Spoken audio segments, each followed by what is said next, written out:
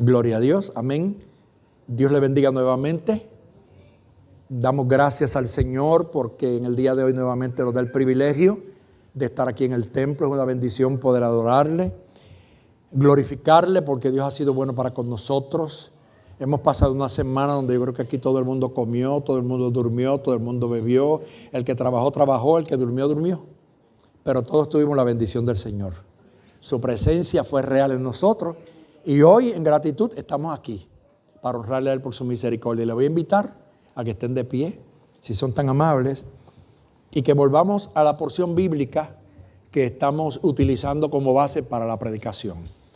Hace 1, 2, 3 domingos atrás que yo prediqué aquí y le dije que mantuvieran el mensaje en el fogón porque yo tenía que irme para la República Dominicana y que iba a estar ausente un tiempo, pero que cuando regresara íbamos a continuar con el tema que estamos desarrollando, que es confiesa y luego ora. Y este tema para mí es muy importante porque le hace énfasis a lo que es la oración, que es el oxígeno de nuestra alma. Por lo que usted va a leer la palabra conmigo y va a ir al libro de Santiago, la epístola a Santiago. Ayúdenme ahí a los nuevos para que la consigan rapidito. Santiago, el capítulo 5 y el versículo 16. Santiago, capítulo 5, versículo 16. Fíjese, yo quiero hoy hacer una observación y lo voy a hacer para que todas las redes lo vean. Felicito a esta congregación que yo pastoreo, porque todavía aquí se usa la Biblia. Y nadie está aquí buscando Biblia en celular. Y no es que sea pecado, pero es que yo entiendo que la Biblia es la Biblia, punto. Y que el celular es un instrumento de trabajo o de otra cosa, y que hay muchas cosas en él metido, pero la Biblia no. La Biblia es exclusiva, la palabra de Dios. Y qué bueno que la mayoría lo veo con su Biblia abierta. Y el que no tiene, si no tiene una, dígamelo que yo se la regalo. Con gusto se la regalo. Pero me gustaría que cada cristiano mantenga su Biblia. Porque se ha levantado un tiempo donde están publicando una serie de Biblias que son heréticas. Heréticas significa que tienen herejías. Tienen dentro de ellas cosas que no dice el original y que han ido poco a poco desvirtuando la verdadera palabra de Dios y nos están metiendo en el ambiente una Biblia con el concepto ese del género. Y ya tenemos hasta Biblia homosexual. Así es que hay que tener mucho cuidado con eso y hay que tratar de mantener la Biblia verdadera. Porque con los años el nuevo orden mundial va a tratar de eliminar esta Biblia que nosotros usamos todavía y van a tratar de meter en los pueblos otra palabra que no es la de Dios, sino la de ellos, pero adornándola como si fuera la palabra del Señor. Así que tenga una Biblia, consérvela. Trate de memorizar lo más que pueda de ella, porque puede ser que nos pase lo que le pasó a Rusia, lo que le pasó a Cuba, que era prohibido usar la Biblia y que los hermanos tenían que, como dijo un ruso que vino aquí una vez, no sé cuántos se acuerdan, que en la iglesia había una sola Biblia y que tenían que arrancarle una página y esa página se la pasaban a toda la congregación para que la memorizaran. Y cuando memorizaban esa página, le arrancaban la otra y se la pasaban para que toda la iglesia fuera memorizándose página por página lo que había en la Biblia, porque no podían tener Biblia y la única que había la tenían que tener escondida porque le costaba la cárcel. Así es que nosotros no hemos llegado a eso, ni hemos vivido eso todavía, pero no estamos lejos, porque mientras más se acerque la venida del Señor, más se va a desatar la persecución contra el pueblo del Señor. Posiblemente alguien que me vea en el día de hoy diga, ese pastor es muy trágico, o es muy exagerado, o está yendo a los extremos. Pero yo creo que en los años que yo tengo como creyente, nunca había visto un cumplimiento bíblico tan rápido como en estos últimos años. Profecía sobre profecía, profecía sobre profecía, como que la tierra se aceleró, el cielo se aceleró, la profecía se aceleró, el hombre se aceleró, y esto es una cosa increíble. Así es que esto es cumplimiento bíblico. Si estos días no fueran acortados, nadie sería salvo. Ayer era año nuevo y estamos a días de despedir este año, porque el año se nos fue así, entre las manos. Así es que estamos más cerca de la venida del Señor que lo que la gente piensa. Vamos a la Biblia. Santiago, el capítulo 5 y el versículo 16. Confesaos vuestras ofensas unos a otros y orad unos por otros para que seáis sanados. La oración eficaz del justo puede mucho.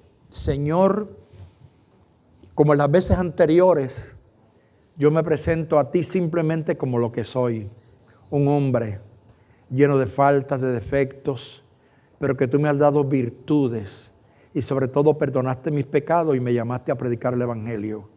Y estoy aquí para transmitirle a este pueblo el pensamiento tuyo a través de la Biblia. Te pido que tú me utilices como canal de bendición y que todos los que estamos aquí podamos recibir de ti hoy, para gloria de tu nombre y en el nombre de Jesús. Amén.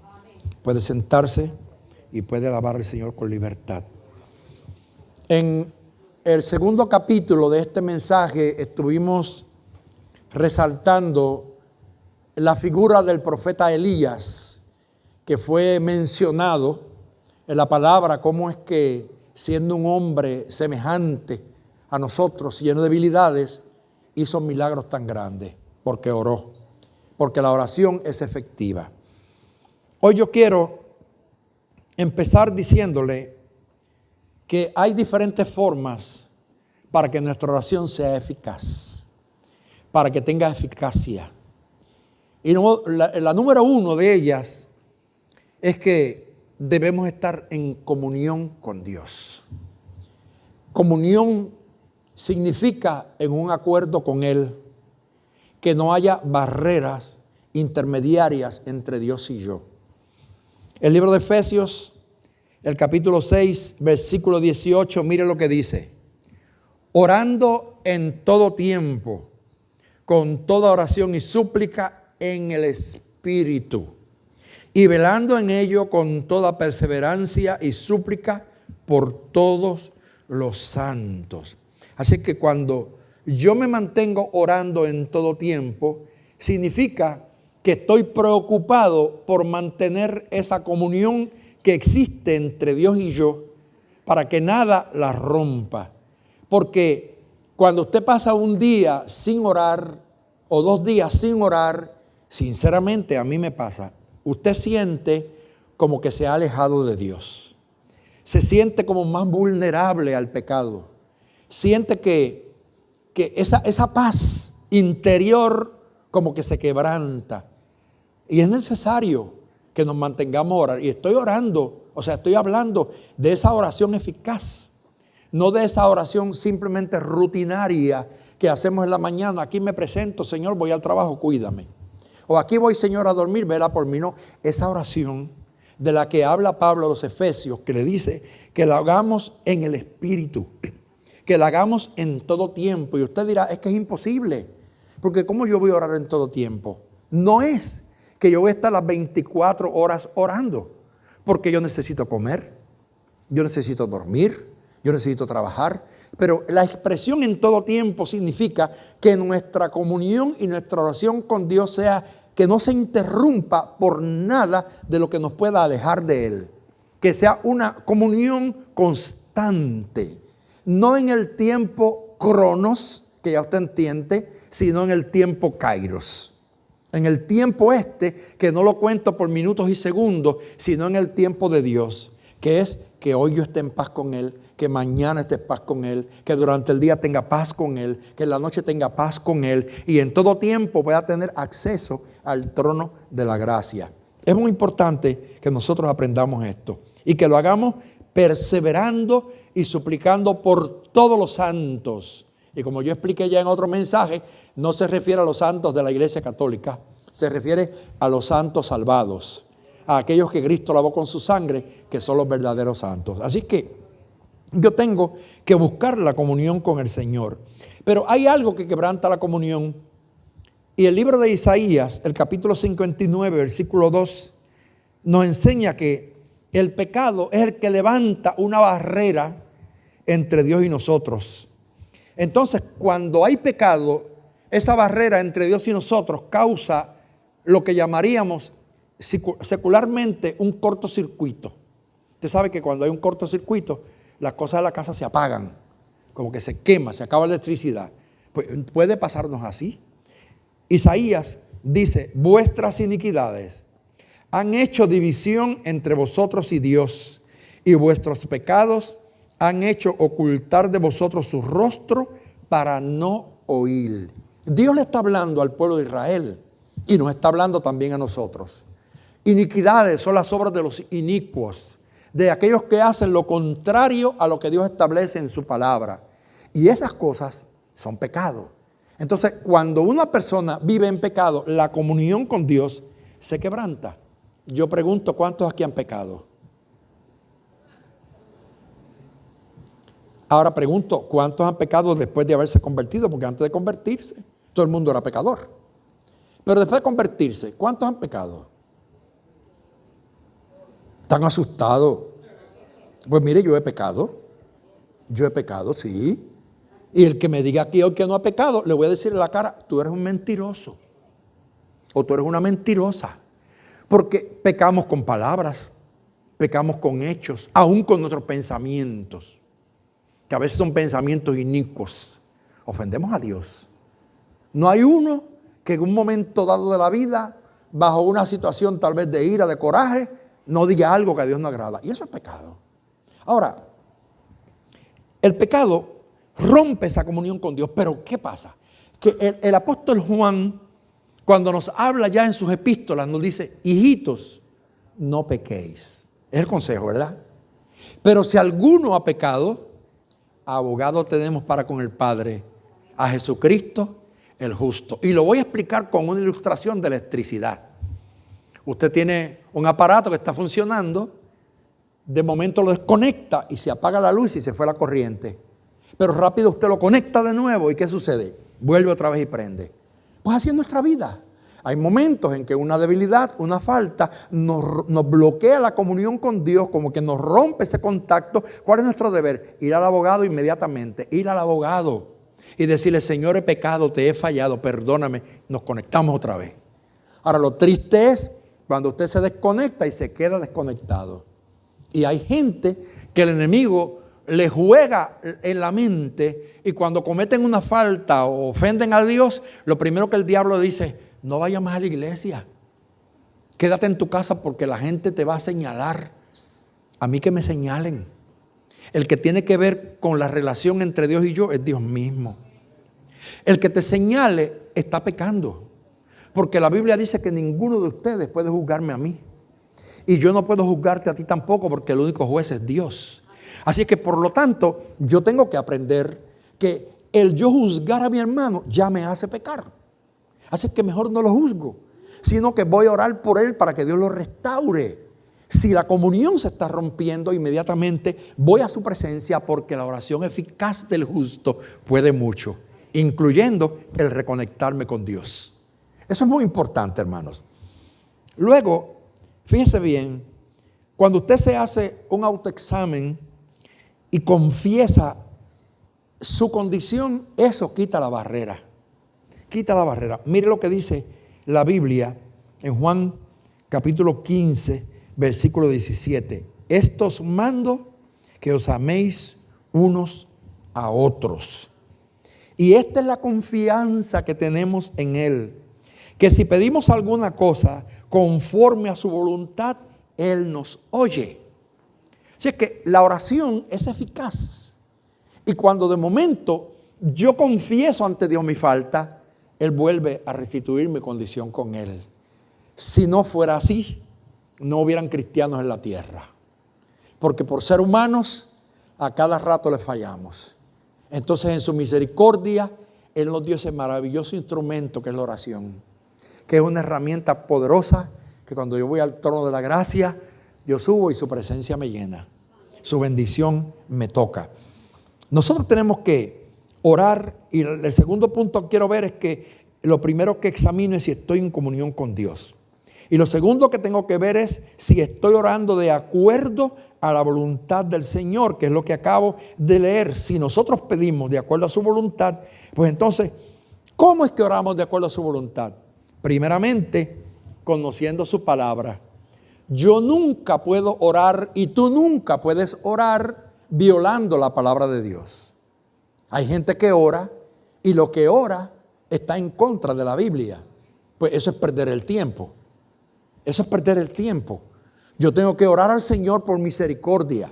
Tan así que Él te dice, no le pagues a nadie mal por mal. Yo una vez conté aquí la experiencia de una hermana que estaba en la iglesia donde yo perseveraba cuando yo era muchacho y tenía una jovencita, que aquella muchachita no era fácil. Usted sabe que hay gente que son difíciles de tragar, que son la nota discordante. Le caen mal a todo el mundo porque tiene una actitud, una forma de ser que no agradan. Entonces, los muchachos de la iglesia y las jovencitas tenían como distancia con aquella joven. Y yo me acuerdo, yo estaba un día orando y ella se hincó en el altar. Y aquella hermana empezó a orar, hermano, y decía, Señor, tú sabes que mi hija no es menos que nadie. Mira este montón de sinvergüenzas que hay en esta iglesia. Señor, azótalos, castígalos. Señor, dale contra el piso. Estoy orando en contra de la palabra.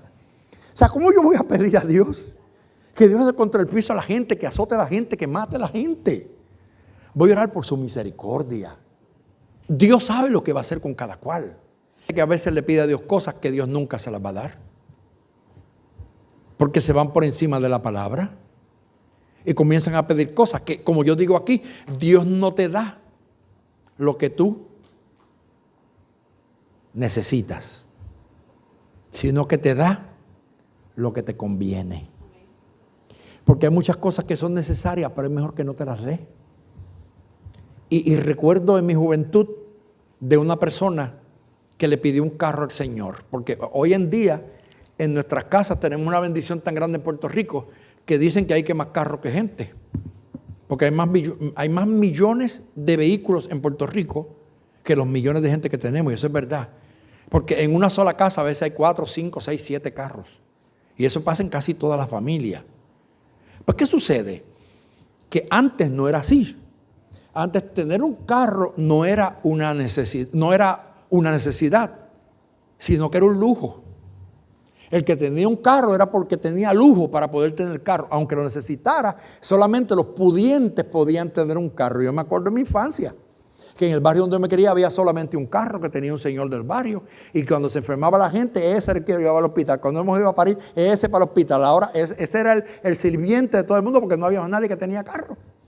Todo el mundo tenía caballos en la casa, pero carro era muy poco. Y yo no soy tan viejo. Pero esos años de los 60 y 50 y pico, 60, así era, ¿verdad, Evelyn? Que ayer estábamos hablando con Evelyn, ella se crió por allá en Naranjito, ¿verdad? En Naranjito, y me dice que allá para el barrio donde ella vivía, pues hay cosas todavía de aquel tiempo, que hay gente que conserva todavía cosas de aquel tiempo, porque la vida era así. Entonces, habían cristianos que oraban, Señor, dame un carro. Pero ¿qué pasa? Que los hermanos de la iglesia caminábamos a pie. Porque todo el mundo iba a la iglesia a pie. Todavía para esa época en que yo me acuerdo, las iglesias no compraban guaguas. Eso de comprar guaguas en las iglesias, eso surgió después de los 70 y pico. Pero antes no. Hasta principios de los 70, todo el mundo iba a pie a los templos. ¿Se acuerdan o no? Los mayores aquí se acuerdan, ¿verdad que sí, Ana Carmín? Todo el mundo a pie por la tarde para la iglesia. Luego las cosas fueron cambiando. Entonces había un joven que oraba, Señor, mira, dame un carrito. Necesito un carro, Señor. Tú sabes que yo quiero ir a la iglesia. Mira esos hermanos que están a pie. Ayúdame a comprar un carro. Y el Señor escuchó y le dio un carro. Y después, ¿sabe qué hacía? Que era el último que llegaba al templo, esperando que todo el mundo llegara a la iglesia a pie para que no le ponga a nadie. Y si por casualidad venía por algún lado, cuando estaba pasando cerca de alguien que iba a pie, ponía el wiper, usted sabe, y miraba para el otro lado para que la persona dijera que él no lo vio. Entonces, ¿para qué pedir? Porque mucha gente pide para sus propios beneficios. Piden solamente para ellos crecer, beneficiarse, pero no lo hacen para glorificar a Dios. Y yo creo que todo lo que nosotros hagamos, como dice la Biblia, sea de hecho, de palabra, de pensamiento, hay que hacerlo todo para la gloria del Señor. Entonces, cuando yo oro, debo de saber cómo oro. Yo no debo de pedir a Dios para que Dios me dé bendiciones para yo malgastar. Alguien dijo una vez, dame lo necesario. Lo que yo necesito, dámelo. Y no me des muy poquito para que no te robe. Y no me des mucho tampoco para que no te niegue, sino dame lo necesario para cada día. Mire, Jesús lo enseñó en la oración original que dijo Jesús: danos hoy el pan de cada día. Lo que pasa es que Dios nos ha bendecido tanto a nosotros que podemos hacer la compra y guardarla para un mes. Y nos vamos al supermercado y metemos 2 y 3 carros de compra y los guardamos en la casa. Tristemente, a veces hasta los productos que compramos, a los 2 meses los botamos porque se dañan y no los necesitamos porque compramos de más. Porque tenemos una bendición que Dios nos ha bendecido, que tenemos de más. Pero no así en todos los países. Porque mi vida, que ha sido la mayor parte del tiempo en Haití, yo me acuerdo y yo sé cómo es la vida allí, que hay gente que se levanta por la mañana, una mujer que usted la ve con una gallina en la mano, que se levanta por la mañana y se va por toda la calle vendiendo una gallina, vendiendo una gallina, vendiendo una gallina a la venta, hasta ver quién se la compra para ella poder comprar comida para llevar a sus hijos, está en la casa. Y muchas veces por la tarde, a la hora de ella irse, no ha podido vender la gallina y sabe qué tiene que hacer. A veces la tiene que vender más barata de lo que le compró para no quedarse sin comer. Y eso lo vi yo montones de veces. Esa gente sí que vive para el pan de cada día. Que tienen que levantarse por la mañana sin saber qué van a comer hoy. ¿Qué le van a llevar a sus hijos a la mesa en el día de hoy? Oiga, y usted y yo hemos sido tan bendecidos. Entonces yo creo que la oración eficaz debe de ser con sabiduría. La oración nuestra debe tener una meta. Y si oramos para que Dios nos bendiga, incluya a tu prójimo, para que en tu bendición Él también se beneficie. ¿Te ve? Que si Dios te bendice y te da dinero, no lo guardes todo en el banco. Acuérdate que hay alguien que necesita de ti. Porque yo aprendí que es mejor dar que recibir. Es más bienaventurado dar que recibir. Porque el que da no le da a Dios, sino que le presta. Y Dios siempre te lo devuelve con creces. Dios siempre te lo da en bendiciones. Por lo tanto, tú y yo tenemos que aprender, hermano, que el orar no es simplemente tirarme en una esquina a pedirle a Dios: dame, dame, dame, dame, dame. ¿Y qué hago con lo que me da? ¿Qué hago con lo que me da? Es increíble. Ahora esta época navideña que ha llegado, que Puerto Rico dicen que es el país donde la Navidad es la más larga. Y yo creo que es verdad, porque no hay país más fanático que este. Increíble. Que las Navidades empiezan desde septiembre. ¿Sabe lo que es eso? Desde septiembre. Y hay ya en septiembre, usted ve gente poniendo guirnaldas. Y usted ve a la gente ya preparando la casa porque viene Navidad. Increíble. Y después eso es parrandas desde que empezó, ¿cómo se llama la cosa? Acción de Gracias. Y por ahí para abajo. Y es tan terrible que viene Nochebuena, viene Navidad, viene Año Viejo, viene Año Nuevo, viene el 6 de enero, Día de Reyes, y después todavía hay algunos que guardan las octavitas. Así es que la Navidad empieza en Puerto Rico en el mes de septiembre, octubre, noviembre, diciembre, enero. Tenemos, bueno, casi la mitad del año, porque la mitad del año son 6 meses y tenemos 4 meses de Navidad, 4 meses de consumismo. ¿Oyó? Porque son 4 meses de consumismo, que nos volvemos locos pintando la casa, que cambiamos las cortinas de color, que hacemos esto, hacemos lo otro, compramos. ¿Para qué?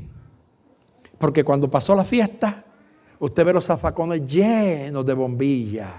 Y usted ve el montón de papeles y de cuantos adornos tirados en los zafacones. Y la gente sigue pidiendo.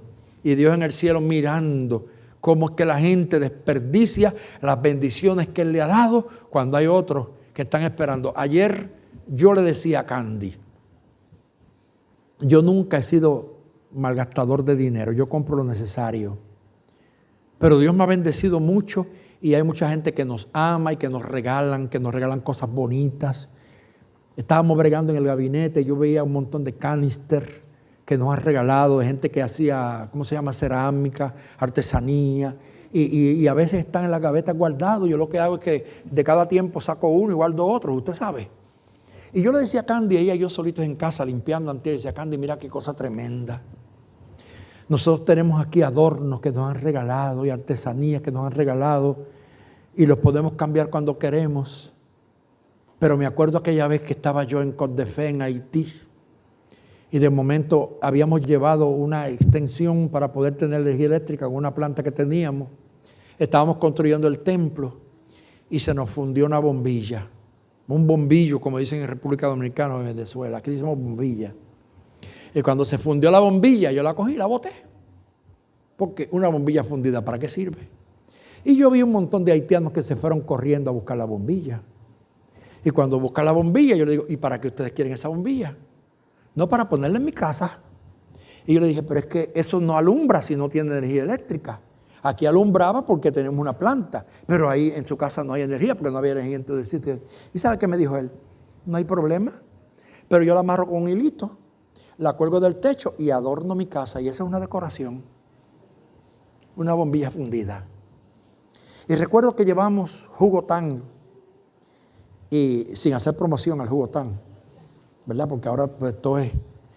Y mire, y yo recuerdo que se acabó el jugo en polvo y tiramos a la basura el potecito plástico y un montón de gente corriendo detrás del pote plástico a coger el pote plástico. Y dije, pero si eso es basura.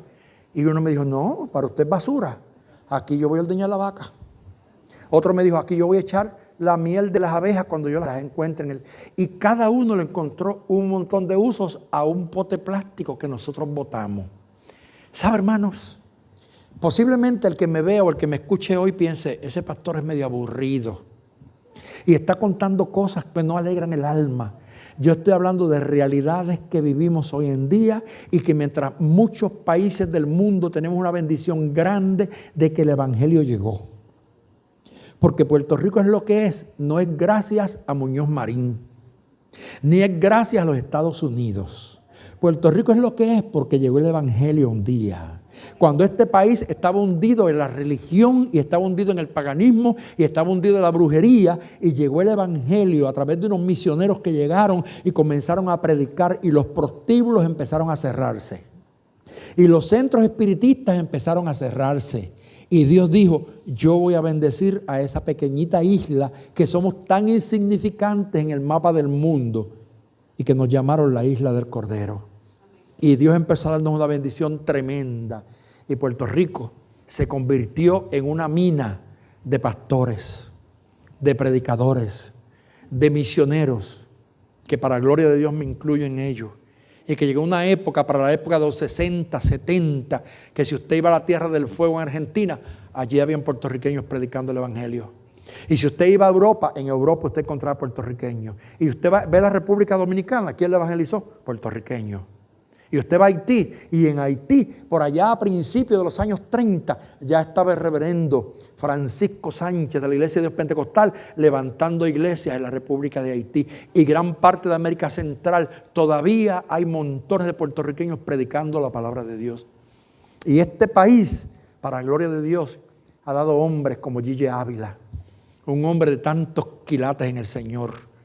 Ha dado hombres como Eugenio Jiménez, mi amigo, que Dios lo bendiga, que ya está anciano, que ha corrido hasta por los países comunistas llevando la palabra de Dios. Hombres, héroes anónimos que no aparecen hoy en día en las redes sociales porque no conocieron nunca eso, pero que fueron los promotores de que hoy en día hubiera tanta iglesia en Puerto Rico, que llevaron la palabra a muchos lugares. ¿Sabe por qué? Porque gracias al evangelio, porque la iglesia empezó a orar. Y esto lo voy a decir aunque al gobernador de Puerto Rico no le guste, no me importa que le guste o no. ¿Sabe que hoy en día las iglesias en Puerto Rico están siendo marginadas y despreciadas por el gobierno? Por el gobierno, sí. Sea popular o sea PNP o del gobierno que sea. Las iglesias son marginadas. Yo recuerdo, usted iba a un hospital fuera de hora de visita, y si usted era un sacerdote, usted entraba a cualquier hora y nadie le preguntaba porque usted era un sacerdote. Pero iba un ministro evangélico y le piden credenciales, tarjeta de capellán, porque ahora ni con la licencia de ministro tienes que tener el capellán para que te permitan entrar. Ese es prejuicio, eso es discrimen, ¿sí o no? Entonces la iglesia es perseguida. La iglesia a un nivel no como el de otros países que los matan y los queman, pero en Puerto Rico hace falta que la iglesia ore para que Dios ponga aquí en el pueblo, sobre nosotros, gente temerosa de Dios. Para que esta isla, que le llamaban la isla del escanto y que hoy se ha convertido en la isla del espanto, porque aquí matan gente todos los días Y aquí matan mujeres todo el tiempo. Y aquí los viejos, mire la hermana Goito lo que dijo ahorita, yo estoy 100% de acuerdo con ella. Hasta los ancianos que antes eran respetados, hoy en día son muy vulnerables y la gente los mata. Hoy en día esos bandidos, usted los ve buscando droga, que se meten en una casa y encuentran una pobre vieja de 80, 90 años y la violan. Y después la matan. Y esto es duro decirlo, pero es la verdad, eso es lo que estamos viviendo hoy en día. Que agarran a los niños, cualquiera, los viola, los mata, los secuestran, los acaban. ¿Por qué? ¿Por qué, hermanos? Porque el pueblo le ha dado la espalda a Dios. Y la iglesia cristiana que conoce esta Biblia, que conoce la palabra de Dios, no la que practica una religión vana y muerta, la iglesia que conoce a Dios, tiene que volver al altar de la oración. Tiene que volver otra vez a de rodillas ante la presencia de Dios para que el Señor rompa las cadenas. Y ya el año que viene aquí hay elecciones. Yo no soy político, pero vamos a hablar con la verdad. Necesitamos que Dios escoja hombres temerosos de Él. Porque es bienaventurada la nación cuyo Dios es Jehová. Y cuando un justo gobierna, hay paz en la tierra. Pero cuando gobiernan los injustos, el pueblo se llena de miseria, el pueblo se llena de angustia, porque solamente un grupito de magnates se comen todo lo que hay y dejan al pueblo el hueso. La miseria, que es lo que está pasando en la mayor parte de América Latina hoy en día. Esto me puede costar a mí la entrada a diferentes países. Es la verdad. Estamos viviendo esa situación. Pero lo triste del caso es que aunque a cristianos no les guste lo que yo voy a decir, que hay cientos y miles de cristianos que se han confabulado con los gobiernos. Montones de cristianos que se han hecho políticos, que se han vendido por 4 pesetas baratas. Y porque un gobierno le aprueba un terreno para hacer un templo, han firmado decretos con el gobierno y ahora no se atreven a predicar la verdad porque están comprometidos con ese gobierno. No. El hombre y la mujer de Dios depende de Dios porque tienen una arma poderosa que es la oración eficaz del justo. Y cuando usted ora, Dios rompe cadenas. Aquí está el caso clásico en esta iglesia. Los que están aquí desde el principio conmigo saben que aquí en Loma del Sol había una escuela, que algunos de ustedes estudiaron en ella. La abandonaron por años. Se convirtió en un nido de maleantes, porque allí se metían a traficar droga, allí se metían a capear, como dicen aquí. Y cuando yo llegué al barrio, que no teníamos iglesia, me fui yo a correr por las oficinas de gobierno. Fueron 7 años que yo tuve que meterme en oficinas, buscando el dueño porque, ¿cómo se llama? La papita la mandaban de aquí para allá y nadie aparecía ser el dueño. Yo no quería que me la regalaran. Yo quería que me hicieran un precio para yo comprarla con los hermanitos que habíamos en aquel tiempo. Hermanos, una cosa muy lamentable. Después de 7 años, yo encontré un hombre que si está muerto, Dios haya tenido misericordia de su alma, pero si está vivo, que Dios lo bendiga. Que me abrió las puertas en el Senado de Puerto Rico. Y que me dijo un día, ven y búscame, porque yo me doy cuenta que aunque tú eres un ministro muy joven, porque yo era un muchachito, pero yo veo que tú eres un hombre serio, ven y búscame, que yo voy a ver. El hombre me llevó a diferentes instituciones y conseguimos quién era el dueño. Hermano, solicitamos para que nos vendieran aquello. Y ya que lo habían puesto precio y todo, lo que hacía falta era la firma del asesor legal de recreación y deportes, que eran los dueños. Y mire cómo es el prejuicio que existe en la gente que se llaman cristianos, pero que de verdad no lo son. Y voy, y cuando me encuentro en la oficina, el asesor legal, que le tocaba firmar el papel para que me vendieran ese solar, ¿sabe quién era? Un pastor de una iglesia que no voy a mencionar el nombre de su concilio. Y porque él me vio llegar a su oficina con un hombre que pertenecía a un partido político, aunque yo no pertenecía a ninguno, pero que el hombre me estaba haciendo el favor. Como él era de un partido contrario, ¿sabe qué hizo? Que firmó en contra de que me vendieran aquello que era un nido de maleantes para convertirlo en un templo evangélico. Lo firmó en contra mía para que no me lo vendieran. Y no me lo vendieron. Pero como Dios es justo, y Dios es bueno, y Dios es poderoso, el grupito que había nos metimos en oración. Quedan poquitos aquí de aquel tiempo, pero los que quedan de aquel tiempo saben que orábamos. Y repentinamente, siendo una iglesia sin recursos económicos, que la mayor parte de los hermanos eran adultos que vivían del seguro social, una clase trabajadora muy poquita y jóvenes de escuela. Y yo alquilé esa casita que está al lado. Y mire cómo Dios en cuestión de un año, porque así fue, en cuestión de un año, sin saber cómo, el Dios del cielo dijo, yo voy ahora a obrar con eficacia. Porque la oración eficaz del justo puede mucho. Y empezamos a orar. Y yo recuerdo, hermanos, que sin dinero, yo le dije al dueño de este solar, que él me dijo que lo iba a vender, yo dije, yo te lo voy a comprar. ¿En cuánto me lo da? En aquellos años, $19,000. Yo no tenía ni un chavo prieto. Y yo le dije, pues yo te lo voy a comprar. A la semana, yo tenía en la mano el cheque para darle el pronto. En un año tenía que saldarlo. Y ahí apareció la compra de la casa del lado. Y yo me comprometí también. Y en un año, hermano, yo no sé cómo, Dios nos dio este solar, nos dio del lado, Dios nos dio este templo luego, que en 1 año y 6 meses construimos este templo.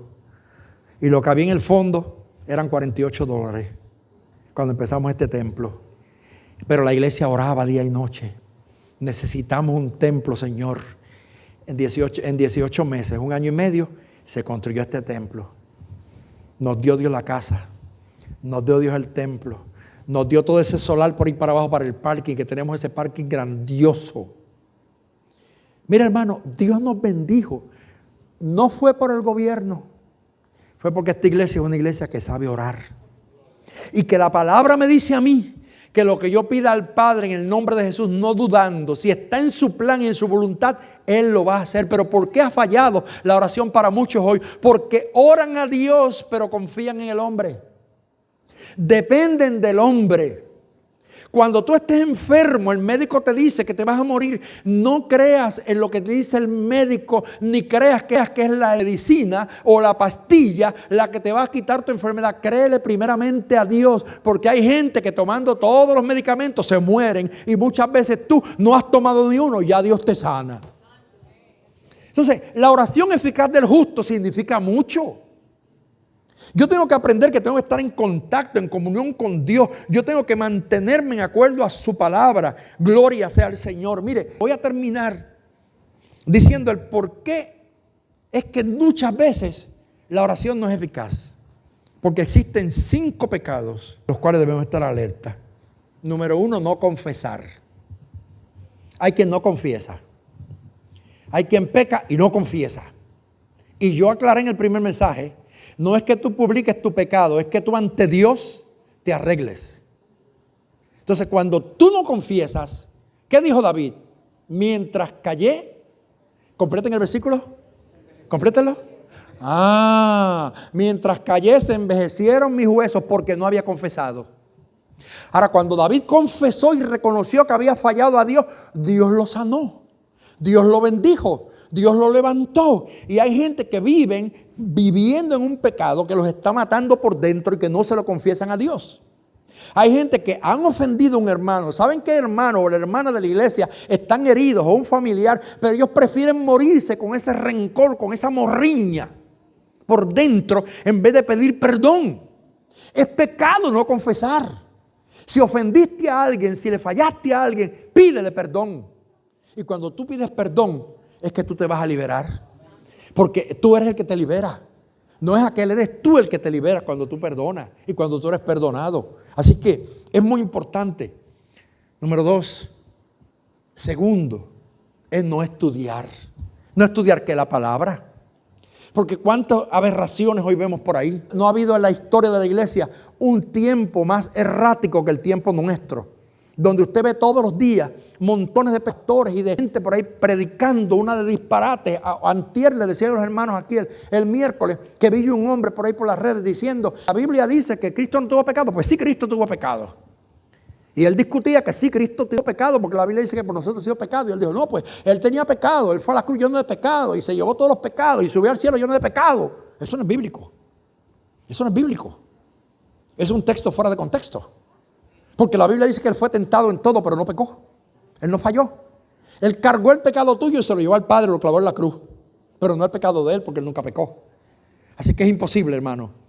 Y hoy en día usted ve gente orando así, o sea, predicando así, disparate, porque no estudian, porque se hacen sabios en su propia opinión, y porque fulano dice, ellos son como la cotorra, o son como el perico, o son como el loro, como dicen en Venezuela, que todos lo repiten.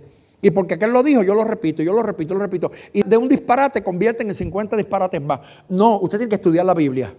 Lea la Biblia para que ore de acuerdo a lo que dice la Biblia, para que no contradiga la palabra de Dios orando. Porque por eso es que la Biblia dice que ustedes oran y no reciben. Orar, ¿cómo es? Pedís y no recibís. ¿Por qué pedís mal? Entonces hay que hacer eso. Hay que pedirle a Dios que Dios tenga misericordia. El tercer pecado, ¿sabe cuál es? No obedecer. La obediencia es algo que el cristiano tiene que poner en práctica todos los días, porque el primer pecado fue la desobediencia. Cuando el hombre desobedece a Dios en el huerto del Edén, viene todo lo demás por consecuencia. Así que tú tienes que ser obediente. Porque mire que hay gente que son bien cabezones. Hay gente que son bien desobedientes. Hay hijos que son bien desobedientes a los padres, que la Biblia dice que es una señal del tiempo final. Que usted le dice, no te metas por aquí, pero no, van por ahí como la búfala. Y se quedaron pensando, ¿quién es la búfala? Los puse a pensar, ¿verdad? La búfala era una vaca que yo tenía. Y esa vaca le decíamos búfala porque era fuerte y grande. Pero aquella búfala, mire, se paraba así en la finca mía y empezamos a mirar la finca del vecino allá y veía pasto bien bonito y la búfala usted la veía oliendo y codiciando el pasto del vecino. Y todas las demás cuando ella respiraba, ellas también respiraban. Y la búfala de momento venía y metía la cabeza entre el alambre de púa y le metía el pecho, mire hermano, y arrancaba por ir para adentro, se llevaba los espeques, se llevaba lo que había y detrás de ella venía toda la multitud de vacas corriendo a comerse el pasto ajeno. Hay gente que es así. Usted le dice, mira, te van a matar en esa cerca, pero que me maten, pero quieres comerme la hierba ajena. Pues no, hay que ser obediente a Dios, obediente a su palabra, obediente a los padres. Es más, mire, es más, y no se moleste conmigo, obediente a los pastores. ¿Sabe qué dice la Biblia? Obedeced a vuestros pastores. ¿Y qué más? ¿Ah? No, pero hay otra palabrita ahí. Obedeced a vuestros pastores. Y someteos, ¿verdad? Sujetaos a ellos, porque ellos velan por vuestras almas como quien ha de dar cuenta. ¿Usted cree que eso existe hoy? Yo soy pastor y yo me acuerdo que antes, cuando yo empecé a pastorear, si un hermano de la iglesia iba a visitar otra congregación, lo primero que hacía era llamarme y decirme, pastor, excúseme, me invitaron para aquella iglesia, ¿qué usted cree? ¿Puedo visitarla? Y si yo consideraba que era una iglesia de doctrina, vete hermano, si no le decía no vaya, sino le decía, mire hermano, lo que sucede es que en esta congregación que usted está pidiendo ir, hay una doctrina que es diferente a la nuestra y usted posiblemente se puede confundir. Pero no, hoy en día usted sabe que la gente se va y está un mes fuera de la iglesia y cuando usted dice, adiós, hace un mes que no te veía, yo estaba por Rusia, o estaba por Argentina y el pastor no se entera, por allá se muere y le entierran y qué sé yo de él.